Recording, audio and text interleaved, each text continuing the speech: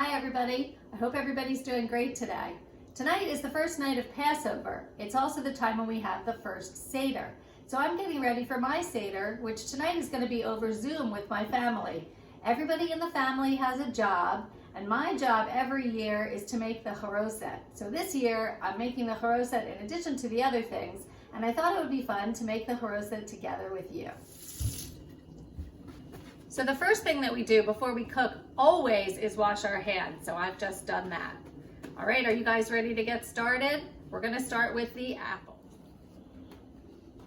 All right, the first thing we need to do is peel the apples. I've already washed them just to make sure that they're nice and clean before I peel them. I'm using Honeycrisp apples, but you can use any apple that you like.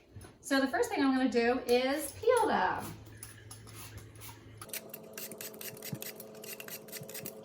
Wow, that's a lot of peel. You could leave the peel on if you like. My family prefers the peel to be off. So I'm gonna peel all 3 apples. I'm gonna cut the apples and chop them into small pieces and then put them into this bowl. I start by cutting the apple in half and then into quarters, which of course, mommy or daddy or grandma or someone else will have to do because you need a big knife. And then I cut the core out. So I'm gonna do that to this one apple while you guys are watching, and then I'll complete the others before we move on to the next step. Lay them flat, and then I cut them into slices, which I find to be the easiest way. Then I stack up the slices, cut them into smaller strips, and then dice into little tiny bite-sized pieces. If you have a chopper or if you want to use a food processor, you can also do that.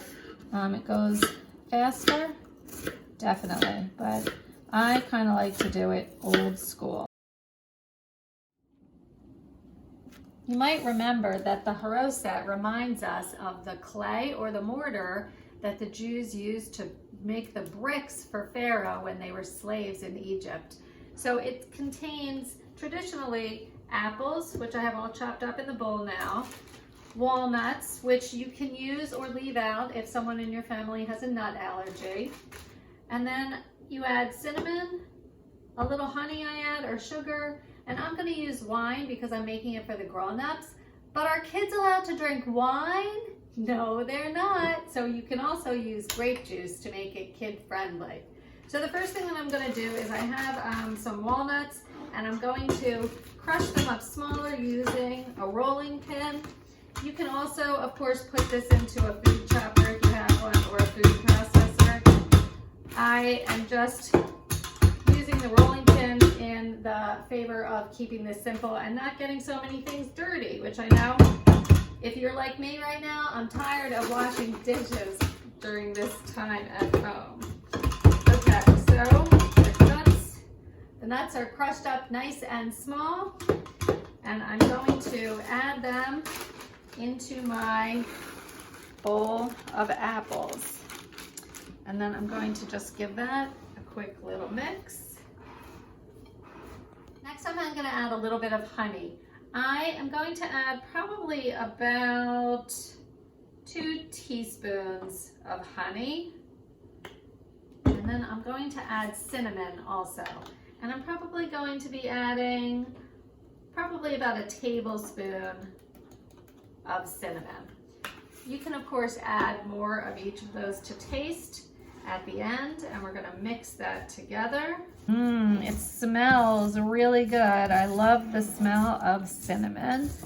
Now I'm going to add the wine, or you can add the grape juice at this point, and I'm gonna pour it in probably about a 1/4 cup to 1/3 of a cup of liquid.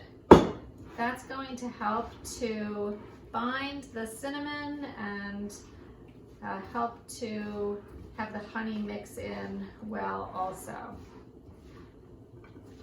It should then sit for a few hours in the refrigerator so that all the flavors can combine, and there you have it.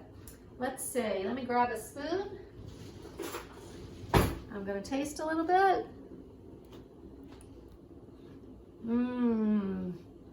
Delicious. Happy Pesach, everybody.